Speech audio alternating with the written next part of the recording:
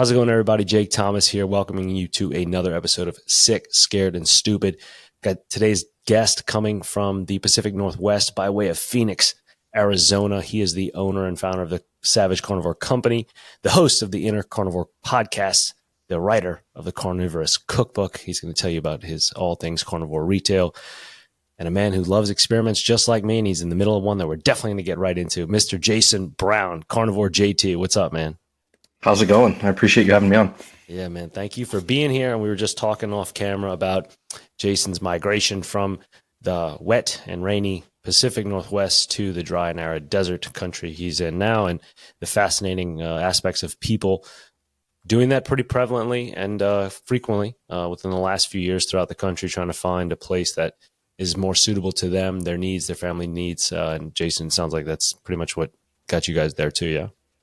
Yeah, I mean, I spent a lot of time down here when I was growing up, strictly because I played baseball. So up in the Pacific Northwest, college baseball season starts at the end of February. Anybody who's ever been to the Northwest knows that the weather is terrible in February. So Arizona is a very common place for teams up there to start. So I've been to Arizona a lot. My little brother lived here for a number of years.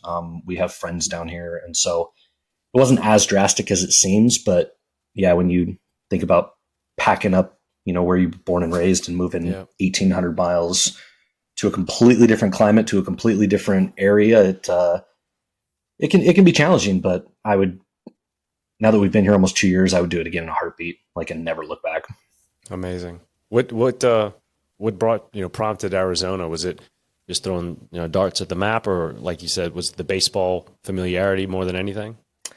It was a little bit of the familiarity, but the majority of it was trying to find a state that kind of fit what we were looking for. So I have two little kids, so that was a huge thing. Is where do I want to raise my kids? Somewhere that's not going to be too crazy of a cost of living, but also has to have, they have to pay decent. We moved down here with my wife's job. And so we had to find, if you think about some of those places, okay, let's go to Wyoming. Well, good luck finding a job where Wyoming pays anything. Yeah. Idaho was starting to get expensive. So we we look at Florida. But in my wife's profession, even Florida didn't pay that well. So it's we kind of had to navigate, and we just kept coming back to Arizona. We both enjoyed it. And we're like, hey, let's try the opposite end of the spectrum when it comes to sunshine versus rain, and see what happens. That's awesome. Yeah. Well, you almost went totally cross country going to Florida then. Yeah. I mean, we consider there was nothing Wow. that was off the table. But we just knew we did not want to trade the climate that we were in for a similar climate. So that kind of narrowed us down a little bit for sure. Amazing. So what got you into, your way of eating, your philosophy as far as in your content and what you put out and your cookbooks and your brand? Man, that's an interesting one. So most of I'll call them carnivore haters for lack of a better term. They suggest that the only reason anybody would ever go carnivore is out of necessity, right? You think of the Michaela Petersons of the world where you have such bad autoimmune issues that's the only thing that's left. And so you try it and you have some success. I kind of ended up on carnivore via animal based, kind of the Paul Saladino route, strictly because, I spent a lot of my 20s doing amateur bodybuilding and dieting up and down and working in the fitness industry. And I tried it again because, I had little kids and then started to gain some weight. And I was like, all right, I gotta take care of this. And I did Whole30. I don't know if you're familiar with Whole30. It's super basic, just eat whole foods. Sounds good. But I still didn't feel good. I started to lose weight. I started to look better, but I was like, man, I just don't feel good doing this. And so I immediately put the weight back on. I was like, I haven't cheated in 90 days. I'm losing weight, but I feel terrible still.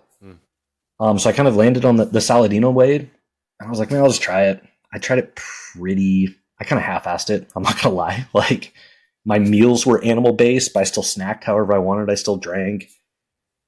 And I started to feel good. I was like, man, maybe there's something to this. And then I've just slowly but part of the thing that I appreciate about your content is it's always the striving to like see what else there is, and like maybe there's something that works a little bit better. Yeah. Even if I'm having good results with this, like what if I tinker with this and I make it even better? Yep. And so I keep going, and it led me to just continue to cut out carbs completely. And then in November of this last year, I was like, I'm holding on to 50 grams of carbs a day. Just cut it out. I'll just cut it out and see what happens. And I felt better. Like once I got completely fat adapted, food lost that hold on me where you'd go throughout the day where you're like, okay, so like for this example, I'd be like, okay, we got it. It's 1:00 my time. If I don't eat before an hour into it, I'm not going to prepare food. I might not eat till 3. Am I going to feel okay come 3:00 if I haven't eaten yet? Yeah. I mean, not necessarily for the day, but just, 4 or 5 hour period. And even on animal based, that was still a consideration in my mind. Sure. I'm going to go hiking. Like, what food am I going to bring? When am I going to eat before? When am I going to be able to eat after? Yeah. Like, oh yeah. And so when I completely cut the carbs and I went completely fat adapted, like that completely went away. I tell a story. I went to go get, part of my sleeve done, and he's like, all right, yeah, maybe bring lunch, prepare for 7 hours. Yep. I was like, okay. My first thought is, what am I going to do? Like, oh my gosh, and I didn't even worry about it. I ate breakfast at like 9:00 in the morning. I got home and ate at 5:00 at night, and I was totally fine. Mm. And so it was at that point where I'm like, okay, do I need to do carnivore? No. We were talking about my experiment that I'm doing now. I actually feel okay right now. So I could get away. I could probably get away with eating whatever I wanted. But the benefits just outweigh any of the restrictiveness for me. And so why wouldn't I do what makes me feel better? Oh man, that's nice. And for anybody that doesn't know, yeah, a long tattoo session can be draining, really draining. Now, like you said, 5, 6, 7+ hours in the chair. You come out of it, it's like a fucking train wreck. Like the meal after a tattoo, after a long tattoo session, is a great meal. Is one of the best and most rewarding meals for sure. And the anxiety of your kit, your meal kit or your prep kit to go into a long session like that, I would always bring like a coconut water, some kind of mineral water or whatever, like have a snack. It's like, all right, we're going to probably break every 2 hours, depending on his eyes, like when he gets tired, or, I've definitely been there, man. That's so funny. And God, yeah, when you don't eat it, through that though, and finish a long session like that, and then have the meal after, oh my God, is it fucking phenomenal. And you usually sleep like a rock too, which is pretty great. But yeah, it's interesting to hear you talk about, the not being out of necessity, but just, tinkering and being curious and kind of leaning into what's feeling good to your body. And the experiment that JT's talking about is he is eating like 4,000 calories a day of just standard American smorgasbord board, right? Like whatever you want. I mean, I'm seeing you eating like gummy worms and shit and ho-hos and Twinkies and big bowls of cereal and like the Stouffer's, wrapped prep ready meals and all that stuff. Like what sparked your interest to that? I mean, obviously you said like you're feeling okay, but what made you want to kind of go back into that world and think like, all right, what am I going to eat here? And let's see how this goes. So it's off the heels of the 4K carnivore experiment I did, and it started when. So I honestly I got a traction on social media, especially Twitter, against vegans, right? Like I was very popular with vegans for a while on Twitter, and like little sidetrack, it's funny the different platforms. Like, so I have a decent following on Twitter, and vegan content does way better on Twitter, right? But vegan content on Instagram is terrible. Like nobody likes it. And so like it's this weird back and forth. So Twitter was my first kind of rise up, the first platform that I broke 10,000 followers on. But I just got bored with vegans. I was like, man, these arguments are just brain dead. And so honestly, like it started getting into calories in, calories out guys with Instagram. Yeah. Which Instagram loves that. So my first thought was, okay, it's not even the calories in, calories out, is I have a problem with the people who say a calorie is a calorie. Like, I have a fundamental problem with that, especially when you're telling people who are inevitably overweight that they can eat whatever they want. Like, okay, like that's what I want to address. So I was like, okay, I honestly don't know what it's going to happen, but I'm going to force myself to eat as much as I can. I'm going to do, what you would tell a typical person, right? So your average American who's overweight, they go online for information. How do I lose weight? Okay, well, first thing you got to go to a daily, total daily energy expenditure calculator and figure out how many calories you burn a day. Okay, go do that. Then once you find it, then you get the math, right? 3,500 calories is 1 pound of fat. We want to lose it slowly. So let's average 500 calorie deficit over the course of a day. So we lose a pound a week. And then you eat that calorie target and you lose weight and everything's great. I was like, okay, well, if this is math, right? What works for weight loss has to work for weight gain. So if I eat 500 calories over, then based on thermodynamics, I have to gain a pound every week. I was like, okay, what if I go extreme? So I calculated out and it was 2,850. I was like, I will do 4,000 calories and my expected weight gain is going to be, originally I was going to do 35 days. I was like, I should gain over 10 pounds of fat. And I was like, I honestly don't know what's going to happen. I don't think I'm going to get fat, but let's see. And so I did that. It was tough. Like it was another point that I was trying to bring up is it is really hard to eat that much when you're a strict carnivore. Like there was, for anybody who followed along at all, there was days where I had to drink like melted butter to get my calories in because I could not get to 4,000 calories. Like I would just be like, oh my gosh, I don't want to eat anymore.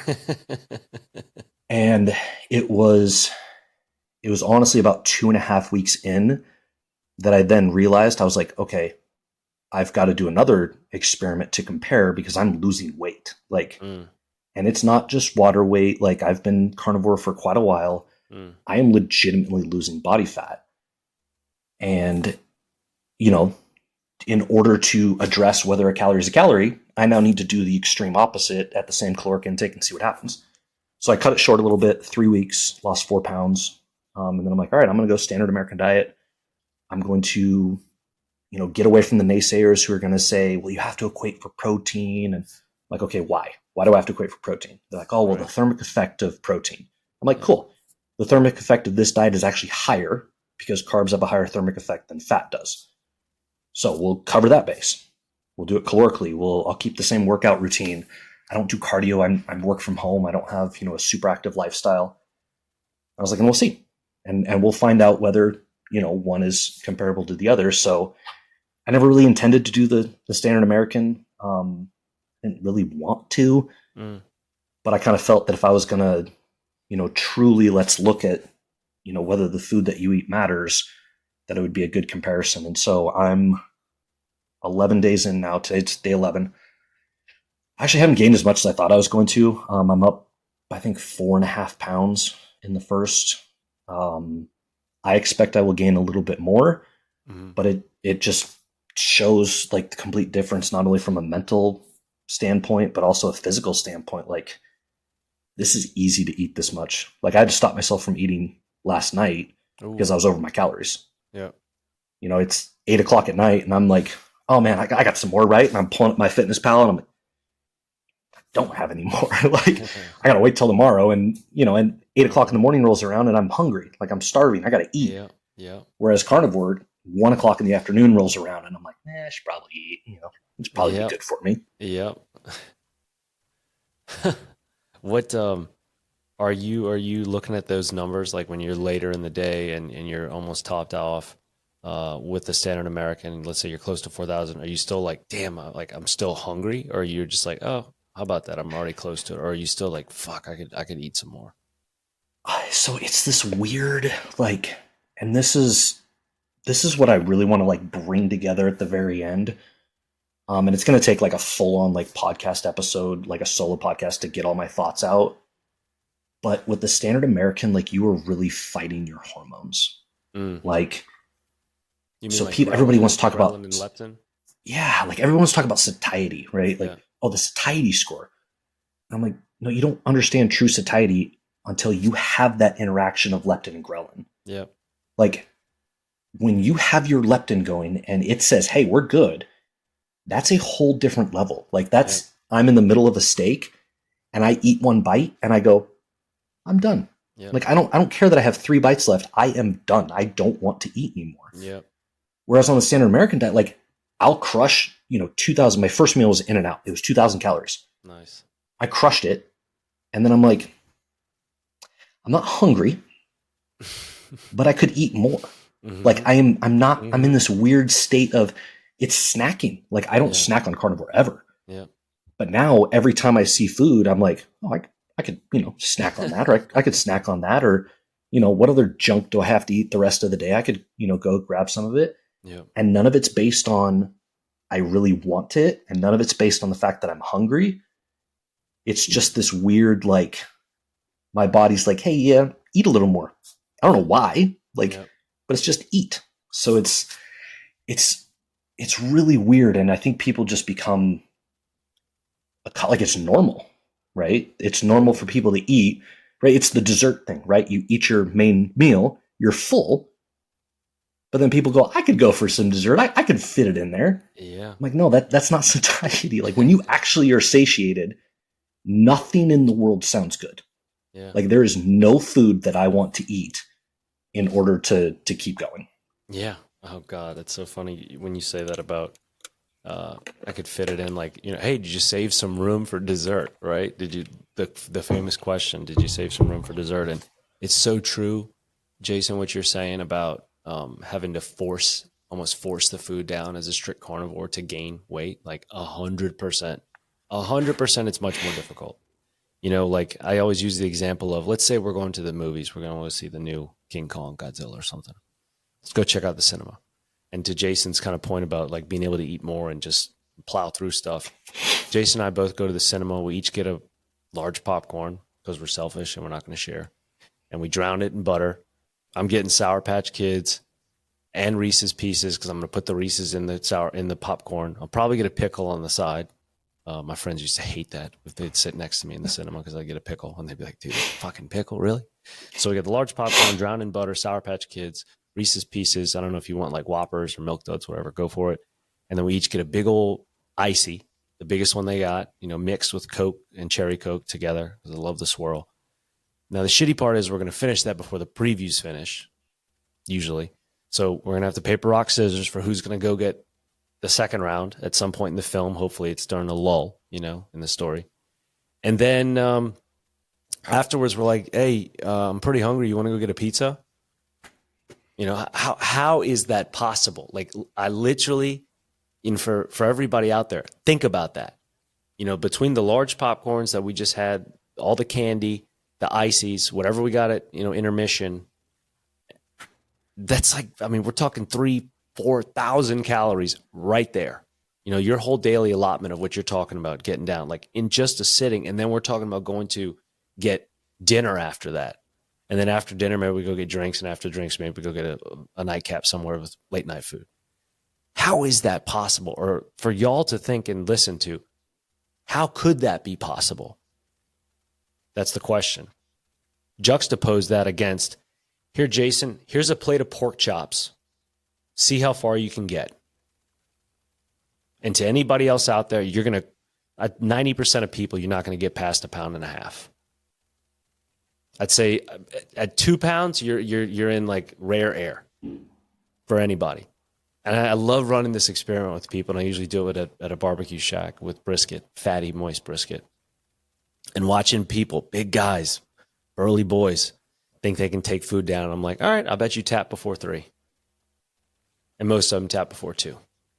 Because when that real satiety kicks in, that real dose of leptin kicks in, and the ghrelin is just nowhere in sight because you are not hungry. This is about utility now. This has nothing to do with pleasure. This is pure utility. And that hormone is going, stop. Like, we're good, to where you're sick.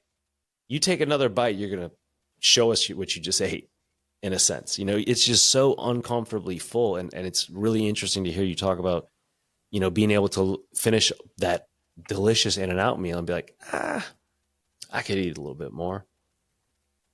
But that's the peril that, 70% of Americans face, for the 70% of them that are just debilitated by what they consume by way of those processed foods and refined carbohydrates and calorically deficient things. And a question to you that I like to think on, and I've asked some people, do you think obesity is more about overconsumption or more about malnutrition? So I think this is a really good one. Like, this is a chicken or the egg, right? I absolutely think that. So I like to pose it two ways. Yes, there's an overconsumption, because if you have enough willpower, you can eat pretty much whatever you want, and as long as you can restrict yourself, you can lose weight, or you can stay in shape, right? It's it's the old adage that everybody goes to, the Twinkie diet. Like, I ate Twinkies all day and lost weight. The dude ate 1,800 calories. Yep. Like, the dude literally starved himself. Yep. So yes, but that's a tough battle to fight day in and day out. Like, that's a losing battle. That's an alcoholic who puts alcohol in every room in their house and has to look at it all day. Yes, you can stay sober, but man, what are you doing to yourself right now? But I think we get to that problem of overconsumption because of the lack of nutrients we're getting. Like, and that's part of what I wanted to bring to light when I was doing that 4K carnivore. And you talk about tapping out, probably half of the days, if not more. So of the 21 days, over half of the days, I would get to 6, 7, 8 o'clock at night, and I would still have 900 calories left. And I am I don't know what to do, right? And so I coined it. I need to patent it. It's called the JT Fuck It Shake. And it was literally, I have from Prime Protein, I have their beef isolate, which is one ingredient. Yeah. Great product. Don't recommend the taste.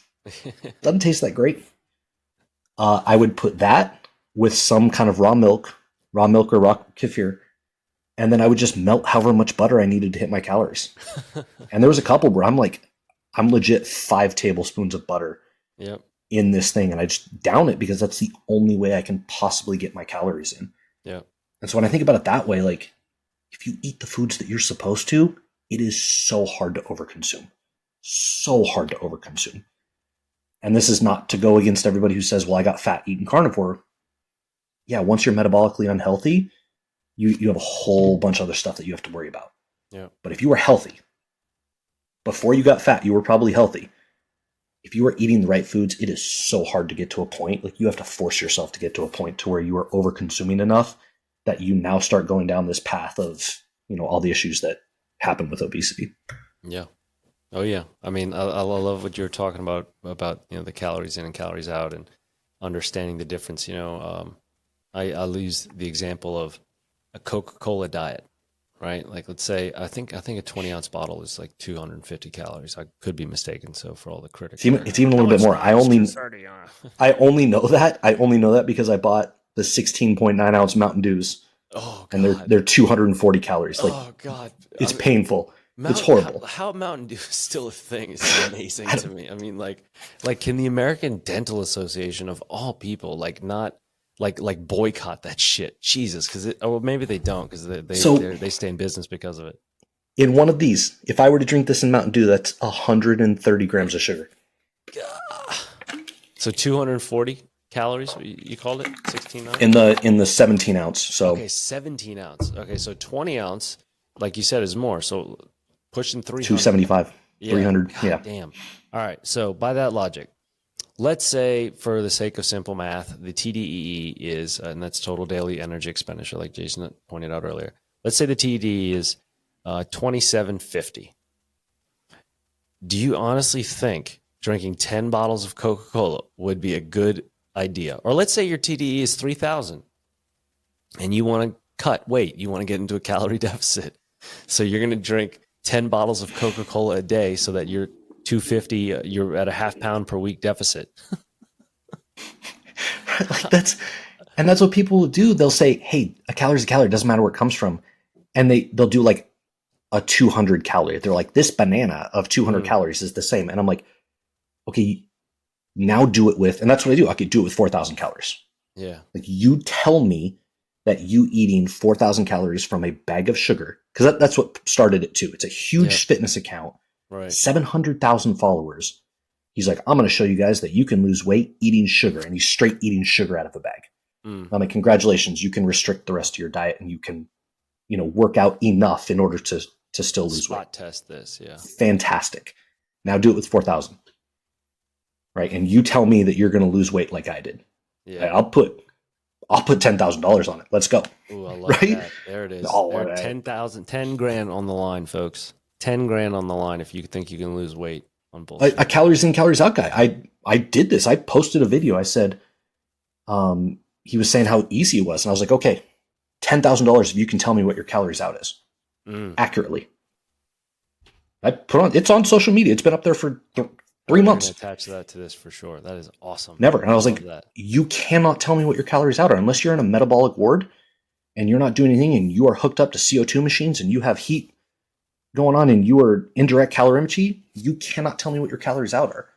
The only thing you can do is 2 weeks down the road, you can say, well, I ate 3,000 calories and I lost a pound, which means my calories out must have been 3,100 or 3,200. Yeah. Like, cool, you can retrospectively give me a summarization of what happened. That helps me not whatsoever. Yep. Yep. I mean, that's a great example. I love how you've illustrated that again with, okay, cool. Tell me about 4,000 though. Because anybody can compare and say, well, it's 500. The donut's only 350 calories. So what's the difference between this and, the piece of steak? Well, there's a lot difference, but again, expand on that times 10. And I even did one. Can work out the same. Yeah, I even did one with the calories a calorie. And I was like, okay, if a calorie is a calorie, then eat this firewood. People are like, that's not a calorie. And I was like, oh, put it in a bomb calorimeter and you'll find out it is. Yeah. It absolutely is a calorie. They're like, well, we're talking about food. I'm like, okay, find me in the definition of a calorie where it says anything about food. Well, that's what we're talking about. Okay. So it's still not a calorie because if you take, and then I did milk. And I'm like, milk and gluten. I said, you go take gluten to somebody with celiac disease. 2,000 calories of gluten is not 2,000 calories to them because guess what? They're not going to break it down. They're not going to process the same. Same with milk. You find somebody that's lactose intolerant, they're not going to break it down. Yeah. So, and then the answer is, oh, well, it's only the amount that you absorb. So tell me where does that number come from? Right. You can't tell me what you absorb. So and then it's thermodynamics, right? Yeah. Whatever. It's a lot of asterisks. You start off with a very overarching but correct statement, but then it's but this and that. No, but it's got to be like this. And you're like, all right, how many constraints are you going to try to put on this? I'm simply saying that they're not the same. Can we just not agree to that? Because it's the truth. But it's well illustrated and clearly very well documented by you. I definitely am going to pull that post up of challenging the guy for 10 grand. That's awesome. Did he ever get back to you or say anything? Oh, he got back to me, but completely ignored it. He completely he's like, oh, studies show this and studies show that. I'm like, bro, I literally just offered you a $10,000 bet on social media. Like, it's not like we did it in DMs or something. I literally posted this. Like, tens of thousands of people have seen this, and you're just completely ignoring it. Yeah. Man, raise money together. Take the bet, lose, and each of you get $5 grand. Like, who cares? Nobody knows what's going on off camera. Do the Floyd Mayweather deals, like, right? Geez, buddy. Well, so how do you think the current experiment's going to go and play on? Obviously, what kind of longevity? Like you talked about doing it for 35 days, eating 4,000 calories of standard American diet, 4,000 calories a day of standard American diet with a lot of junk food. What kind of longevity do you see going into that? I mean, you said you're on day 11, you've picked up 4 and some odd change pounds. Let's say by the end of this, you're up 12 pounds total. You think that would be like a logical sequence of a logical sequence to continue gaining at that rate? And then how would you feel from it? Like, how do you currently feel? What do you, kind of symptoms been, and any notes thus far? So it's weird. And it's like, this is where it's like, it's going to take an entire podcast of rambling to kind of get this out. But there is I can feel my like dependence on food coming back, right? Which in and of itself is a little disconcerting because I would never claim that I had a problem with food or a bad relationship with food or a food addiction. But doing bodybuilding, like I spent a lot of my 20s carrying around Tupperware, Yeah. like knowing where my next meal is going to come from, right? Like you plan your day around food. Yep. I'm going to wake up at this time. Like you wake up, like if I have to be there at 7, I got to wake up by 5:30 so I can eat, so I can, all of these things. And I feel that coming back, right? Because I can't go that long without eating. Like, my son's got a soccer game, and on carnivore, I'm like, yeah, whatever, I'll just eat afterwards. Yeah. On this, I'm like, will I be okay? Yeah. Right? Because there's nothing worse than getting that like start to shaky, like you feel a little, you're like, oh no, and then you're like, man, I'm in for a bad time. Like this is anxiety. Yeah. And so there's a little bit of that. But there's also the roller coaster, right? Like I drink the Mountain Dew and I'm like, woo, like I feel good. And then I'm like, I don't feel so good. And then you eat something else and you're like, okay, but I feel okay. And then you just go through this like roller coaster and I'm like, man, the highs don't outweigh the lows, because then in the lows you're like, what am I doing with my life? Right? And then you start like getting in your head and you're like, man, this is weird. Like I don't.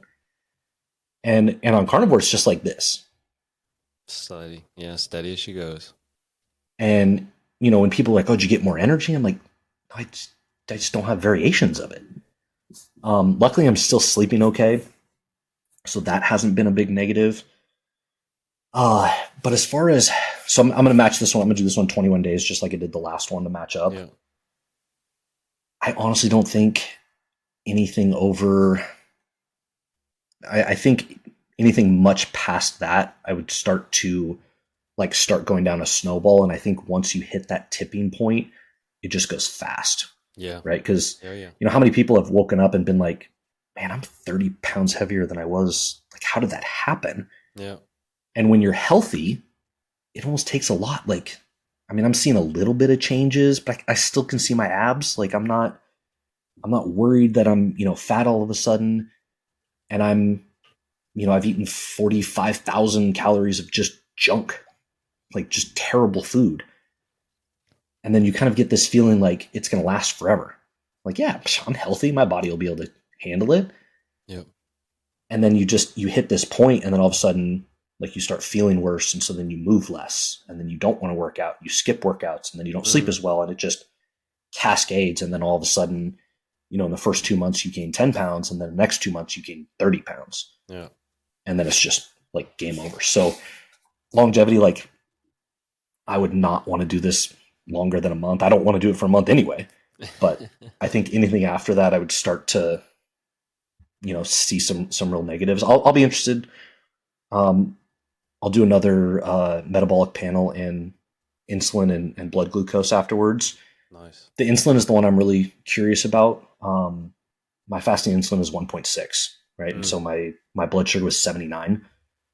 So I'm rather insulin sensitive, which is, I think, one of the reasons why I'm okay, right? So many people are like, man, I would be wrecked. I would have this inflammation. I'm like, well, I'm in a little bit different position than most people, where I can handle this, abuse I'm giving my body for a time. Sure. Right. Even my blood sugar started to go up a little bit on carnivore. It was also in the 70s when I started, and when I ended, it was low 90s, which is not a high number for me. 80s to low 90s is pretty common, but it was interesting to see like my blood sugar start to go up, and I'm like, okay, Sure. I think if I keep going on carnivore, I'll start to see some negative effects just because I'm force feeding myself all of this food that I don't need. And so that one will be interesting to see. And then it'll give me a better idea on, what does the role of insulin play in storing fat versus burning? I'm of the opinion that if you can control your insulin well enough, it's going to be pretty difficult to add fat, but you can jack your insulin up pretty quick. So it's this, I think I saw a Dr. Bickman video where they did a metabolic ward study, and, people started to develop insulin resistance within 5 days. Wow. So it can be pretty quick, Yeah. and then once you do that, then it's just good luck. Yeah. Yeah. Because now you're trying to outkick the coverage of something that runs a lot faster than you do. What, Yeah, it's so funny when you're talking about living with the meal preps and ready to go trays and constantly thinking about food, bodybuilding world. I 100%, man. 100%. It consumes you. I can remember being on tour with clients in New York, walking around and having a protein shake in my backpack. And hey, we're checking out this apartment, and like, hey guys, go ahead and make yourselves at home. I'm gonna just jump in the washroom real quick and freshen up. And like, I get in there, just like chug this thing, like, oh thank God, like to get it in. And it's like, oh, I've been wondering when I was gonna be able to do that for like the last hour and a half. Fuck, like I missed my eating window, and I'm like, oh shit, like to never think about that anymore is just awesome, like so great. But now when you're talking about being back in that kind of peak and valley wavelength, it's like, fuck, like I get what you mean, man. I know that's tough, and God bless you for putting yourself through this, because it's a challenge.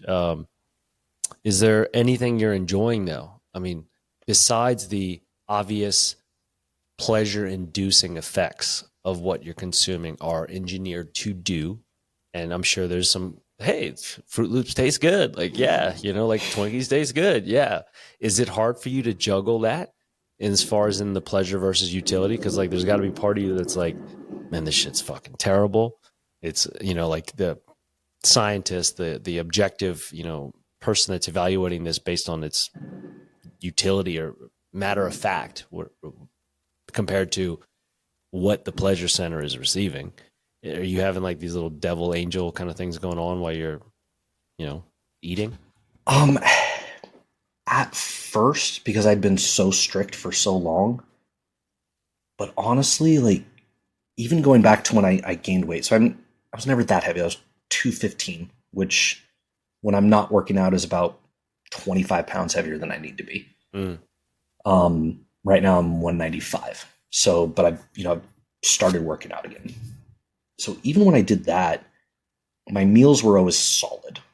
Um, really since college, like since, freshman year eating at the cafeteria and, pounding Taco Bell when the cafeteria food inevitably ran through me in the first hour. Yeah.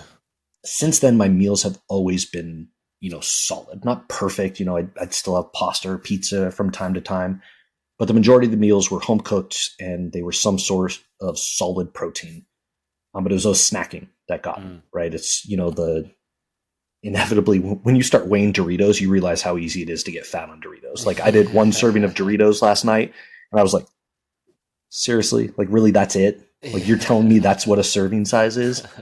So when Like you the inevitably cereal eat, bowls, the cereal bowls 600 too. calories of Doritos Yeah. at night, that's going to lead, that's how I got to where I was. But it was never because I just ate junk for meals. Mm. So I always had that little bit of like, you feel okay, and then you snack, and then you wake up and you feel okay, and then you snack. This is just the constant barrage of like on one of my videos, I was like, you know what? Independence Arc sent me some grass fed beef, and Nice. I'm gonna eat a pound of it, and it's gonna fuck my macros up.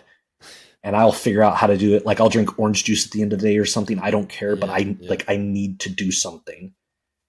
And so right now I don't look forward to anything eating because there's no break for me right now. Mm. And I've tried to work in some ground beef, but it raises my fat so high that it starts messing with my macros. Mm. And then I'm like, and then you realize that almost all junk food has fat and carbs. So then I'm looking for like just pure carbs. That's why I got the Mountain Dew. I was like, man, I need something that's just pure carbs because otherwise my macros are going to be all jacked up. Which, Yeah. like, it's weird. I'm like formulating how to fit my standard American garbage. Yeah. But because I don't have that, like those meals where like I actually feel good, I really don't look forward to anything. Like the Twinkie doesn't taste good anymore. Mm. Like maybe the chips, like chips have always been like my vice, but honestly, like nothing right now. Like I just had Culver's, and I normally would like Culver's, but I'm like, nah. So it's just because there's no break. Mm-hmm. You get the dopamine, right? Yeah. But there's nothing like in this part of the body that wants it or craves it or thinks it's good. It's just, yeah. So it's like the moderation thing, like where you're you're getting it all the time. It just doesn't have that appeal anymore of like wanting it to be a treat or a cheat. You know, if you're having it constantly, it doesn't have the same kind of appeal to it. So I can imagine for a guy that's got a cookbook that you're probably looking pretty forward to successfully finishing this in 21 days. So 10 more days left, which is great. You're already past the halfway point. What are you going to be whipping up? You know, what are you going to be thinking about? And then segue that into the cookbook, or, you know, lead off with the cookbook. What brought you to want to write that? Obviously you like to throw down in the kitchen, right back at you. I'm with you there. So that's got to be on your mind, you know? Yeah. Oh yeah. I've got a tomahawk in the freezer, and some bone marrow, some beef marrow bones. And I'm going to do a tomahawk with some bone marrow compound butter.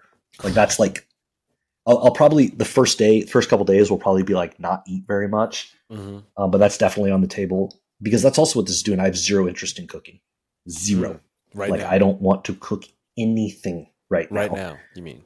Yeah, right now. Which is atypical for you, I assume. Oh yeah, I cook all the time, right? Like I always cook my meals. I never get them out, and that's kind of what started the cookbook. Is I've been cooking for a long time, but I was always super basic.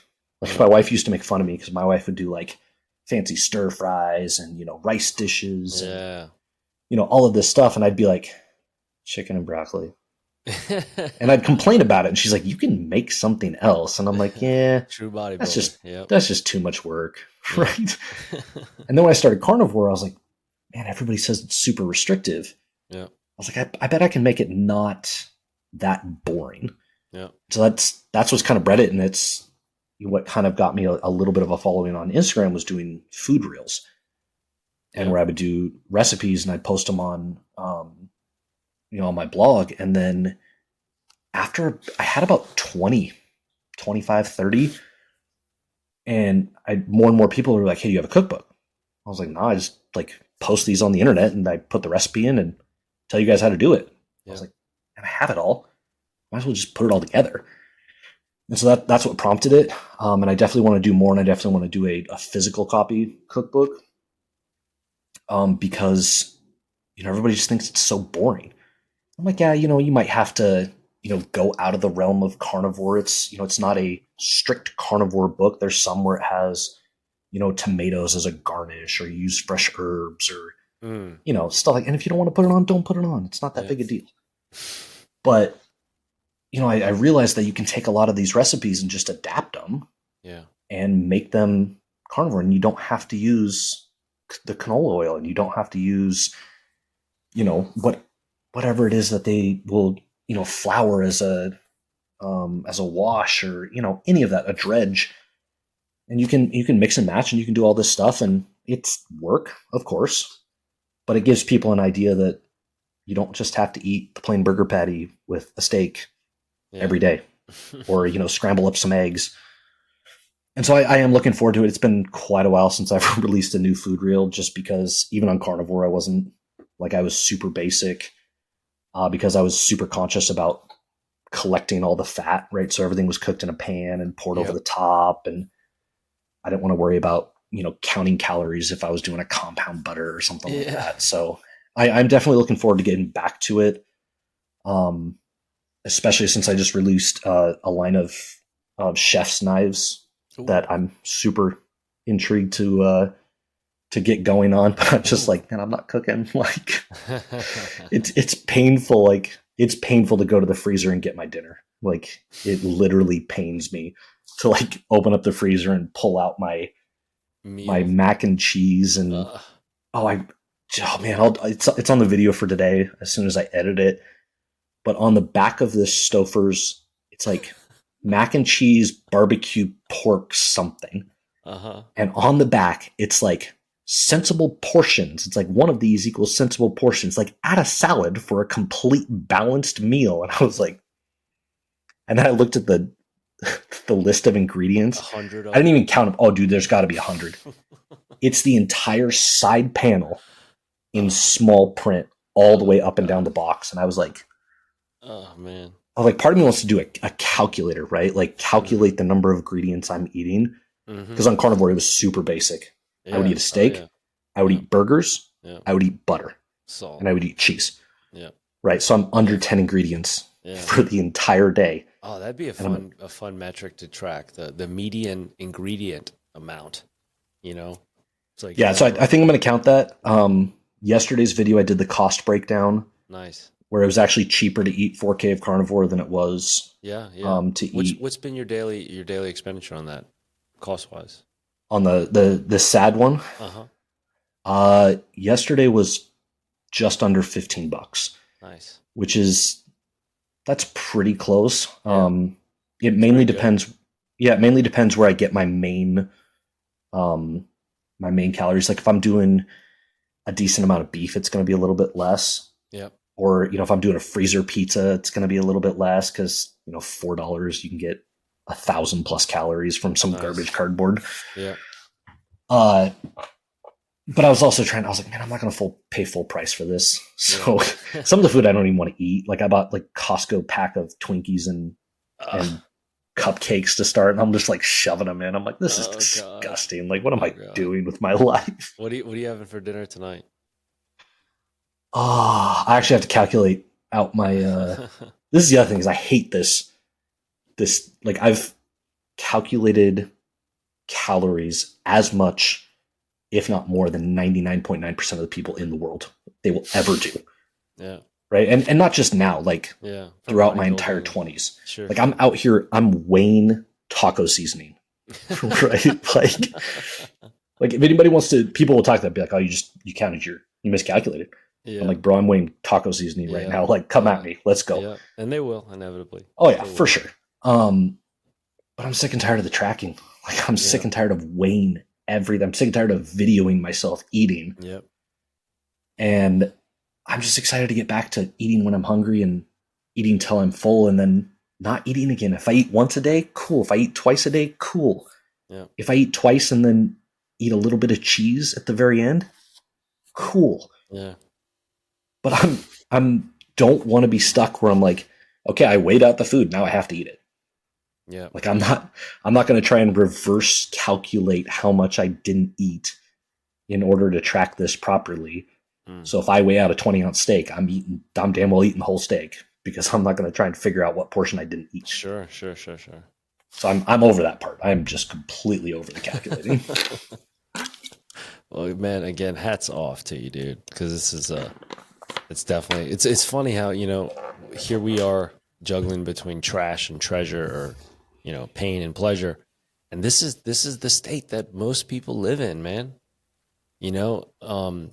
You are getting to see it through a very fortunate lens, very detailed, meticulous lens, but to still, like you said, not have satisfaction or pleasure, or like not be looking forward to what you're eating because of how it makes you feel compared to, how other food makes you feel, and the relationship you have with it, the intimacy that's involved with preparation, the gratitude, and then the appreciation that comes with it. And then to not have any of that, like, yeah, that's a conflicting sense of feelings for sure, man. Like, you're getting these dopamine hits like you talked about, yet you're not enjoying the experience. It's not the same as the real foods would give you. I think it's fascinating to hear. And I compared super cool about the knives. Yeah, I just dropped it this morning. It's these dope Damascus steel blades. They're super cool. Definitely plug that in the show notes for sure. Yeah, I'll send you the little promo video I did for it. But yeah, people ask me like, do you like it? Are you like at least having some fun with it? I'm like, I honestly feel when you have a day off, right? I have a Sunday. It's a lazy Sunday. I don't have anything that I have to do. And you watch 6 hours of Netflix, right? Yeah. And an hour into it, you go, I should probably do something. And then 3 hours into it, you're like, I really need to get up and find something to do. And then after 6 hours, you're like, why did I do that? You're like, I literally just wasted like all of this time. And you kind of have that like sick feeling of that's time I'm never going to get back. And why? Or, you scroll on your phone and you're like, man, I could have gotten an extra hour of sleep, but I literally just spent this time on my phone accomplishing nothing. Like, that's how I feel with what I'm eating.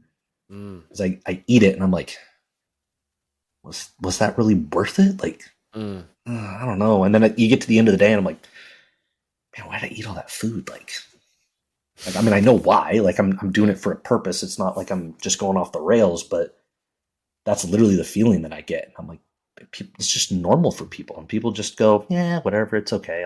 Yeah, I'll be man. good. I'll be good next week. Yeah, man. That's a trip. So what's next? What's upcoming for you? Obviously, you get 10 days left here.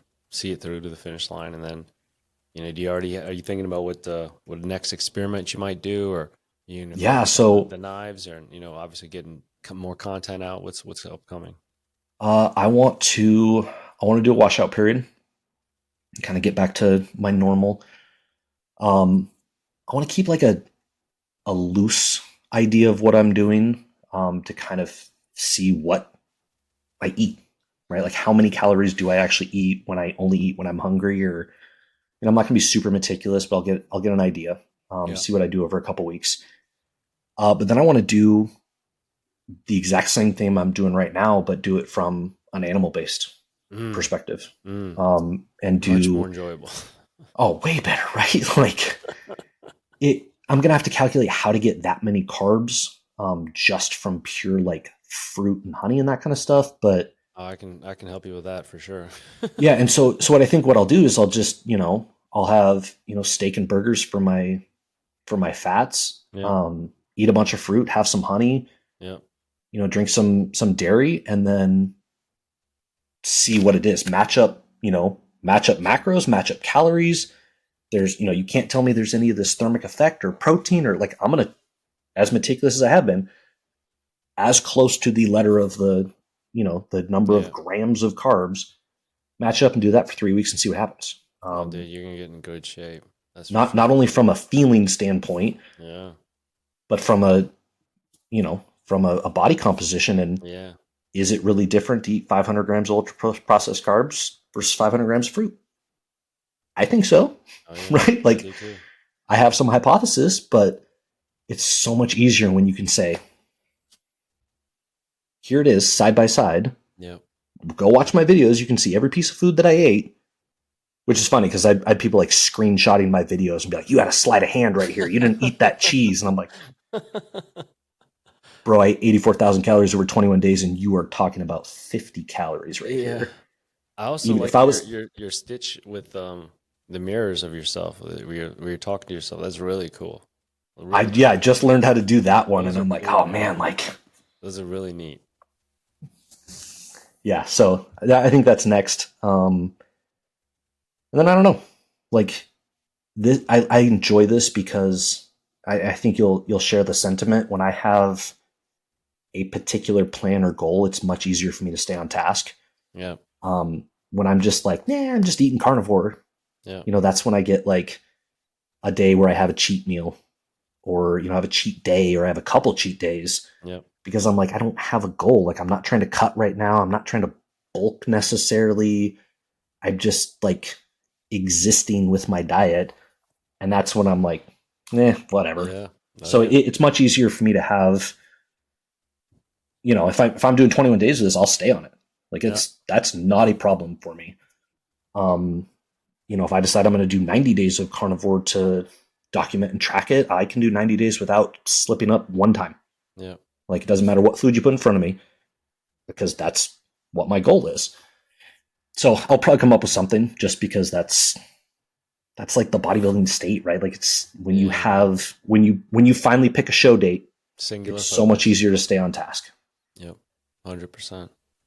Well, man, I really appreciate the time today, Jason, and for everybody else, the man behind the Savage Carnivore Company, the host of the Inner Carnivore podcast, the author of the Carnivorous Cookbook, and now the blacksmith behind some badass Damascus steel chef knives. I'm definitely going to check those out, and I'll have everything listed for you guys in the show notes with all the links. But today's guest, again, thanks so much, Jason Carnivore, JT, Mr. Jason Brown.